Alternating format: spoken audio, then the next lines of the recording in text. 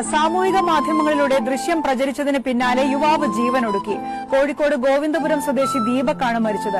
ദീപക് ബസ്സിൽ വെച്ച് ലൈംഗിക അതിക്രമം കാട്ടിയെന്നായിരുന്നു യുവതിയുടെ ആരോപണം. തിരക്കുള്ള ബസ്സിൽ വെച്ച് യുവതി ചിത്രീകരിച്ച വീഡിയോ സാമൂഹിക മാധ്യമങ്ങളിൽ പ്രചരിച്ചതിന് പിന്നാലെയാണ് ദീപക് ആത്മഹത്യ ചെയ്തത്. വസ്തുതാവിരുദ്ധമായ പ്രചാരണമാണ് യുവതി സാമൂഹിക മാധ്യമങ്ങളിൽ നടത്തിയതെന്നും ദീപക് കടുത്ത മാനസിക സംഘർഷത്തിലായിരുന്നുവെന്നും ബന്ധുക്കൾ ആരോപിക്കുന്നു. ആ പ്രതികരണത്തിലേക്ക് ഒരു സംഗതികളിലേക്കും വരാതെ കച്ചറക പോലും ഇല്ലാത്ത ഒരാളാണ്. എന്തെങ്കിലും ഇഷ്യൂ ഉണ്ടെങ്കിൽ പോലും ആള് അതിന് മുന്നിലേക്ക് കയറി വരാത്തൊരു മനുഷ്യനാണ്. ഇങ്ങനെയൊരു സംഭവം കാണുമ്പോൾ അപകർഷമായിട്ട് അവന്റെ വല്ലാണ്ട് വേദനിച്ചിട്ടുണ്ടാവും. അതുകൊണ്ടാണ് അവൻ ഇങ്ങനെ എന്തായാലും ഇനിയും ഇങ്ങനത്തെ വീഡിയോസ് ഒക്കെ ചെയ്യുന്നവരോട് പ്രത്യേകം പറയാനുള്ളത്, മറ്റൊരാളെ ജീവിതം എടുത്തിട്ട് പന്താടരുത് എന്നുള്ളതാണ്. എന്താണ് റിയാലിറ്റി എന്ന് അറിയാണ്ട് ഒന്നും പോസ്റ്റ് ചെയ്യരുത്, ഒന്നും ഷെയർ ചെയ്യരുത്. അത് റിക്വസ്റ്റ് ആണ്. കൂടുതലൊന്നും പറയാനില്ല. ഇനിയിപ്പോ പോയത് ഇവർക്കാണ്. ആ കുട്ടിക്ക് ഒരു വീഡിയോ എയർ ചെയ്തതെന്നുള്ളൂ. പക്ഷെ പോയത് ഈ ഒരു അച്ഛനമ്മയ്ക്ക് മാത്രം.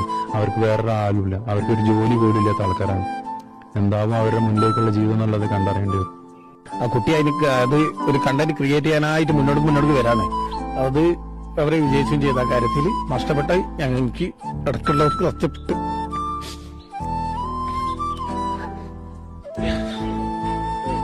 അവനെ ഞാൻ അറിയണ കാലം മുതലേ അവനൊരു ഇതിലും ഇല്ല. ഞാൻ അവനെ അത്ര ഞങ്ങളൊരു വേണ്ടത്തരത്തിൽ പോലും പോകില്ല. അവനെ ഞങ്ങളെ സുഹൃത്തുക്കൾക്കായാലും ആർക്കായാലും അറിയാം. കൂടുതൽ വിവരങ്ങളുമായി കിരണാണ് നമുക്കൊപ്പം ചേരുന്നത്. കിരൺ, ദീപക് കടുത്ത അപമാന ഭാരത്തിലായിരുന്നു എന്നാണ് ബന്ധുക്കളുടെ വാക്കുകളിൽ നിന്ന് മനസ്സിലാക്കാൻ കഴിയുന്നത്. ഈ സംഭവം എപ്പോഴാണ് നടന്നത്? ഈ പരാതി ഉയർന്നതൊക്കെ എങ്ങനെയാണ്?